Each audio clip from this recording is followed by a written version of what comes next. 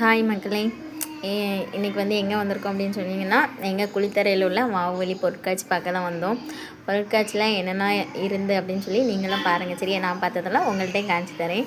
நீங்களும் பாருங்கள், பார்த்துட்டு எப்படி இருக்குன்னு சொல்லி கமெண்ட் பண்ணுங்கள் சரியா. நிறைய பேர் வந்து நிறைய பொருள்லாம் செய்து வச்சுருந்தாங்க. வீடு, அப்புறம் வந்து நான் முக்கியமாக போனதுக்கு காரணமே வந்து ஒரு அண்ணா வந்து ஒரு மீன் வச்சுருந்தாங்க. அந்த மீன் வந்து அந்த ஆறுக்கு வருங்க, அந்த மீன் தான் மரத்துலேயே செய்து வச்சுருக்காங்க. நல்லா இருக்கலாம் அந்த மீன் பார்க்குறதுக்கு. இந்த மீன் யாருக்கெல்லாம் பிடிச்சிருக்குன்னு சொல்லி கமெண்ட் பண்ணுங்கள். அதுக்கப்புறம் வந்து பாருங்கள், நிறைய வீடு, லங்ஸு, அப்புறம் போட்டு எல்லாம் இருக்குது. என்னெல்லாம் உண்டோ எல்லாமே இருக்குங்க.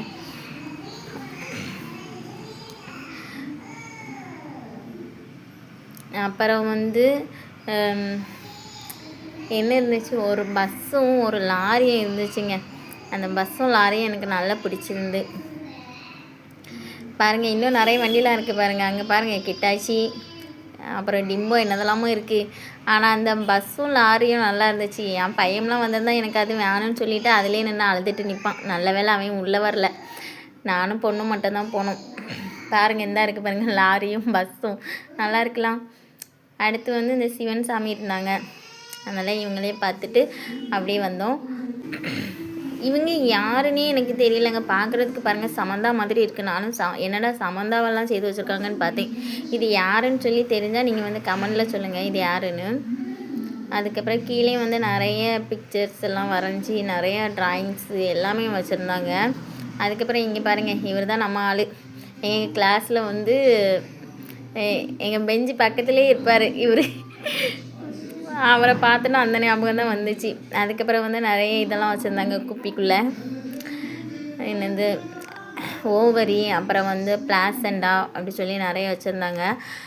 பிளாசண்டா இப்போ வரும், இதில் இருக்குது பாருங்கள், என்ன இருக்குது, இதுதான் பிளாசண்டா இருந்துச்சு. அப்புறம் வந்து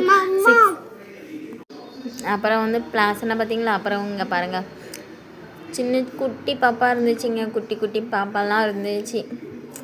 பார்க்கவே ஒரு மாதிரி இருந்துச்சு பாருங்கள், குட்டி பாப்பா. அதுக்கப்புறம் இதை பார்த்துட்டு அப்படியே வெளியே வந்தோம். லாஸ்ட்டாக என்ன இருந்துச்சுன்னா, நீ பாருங்கள், ஒரு பருந்து. இந்த பருந்து எவ்வளோ சூப்பராக இருக்கலாம். இது பருந்து தானே, பருந்து தான், நல்லா இருக்கா பாருங்க பருந்து.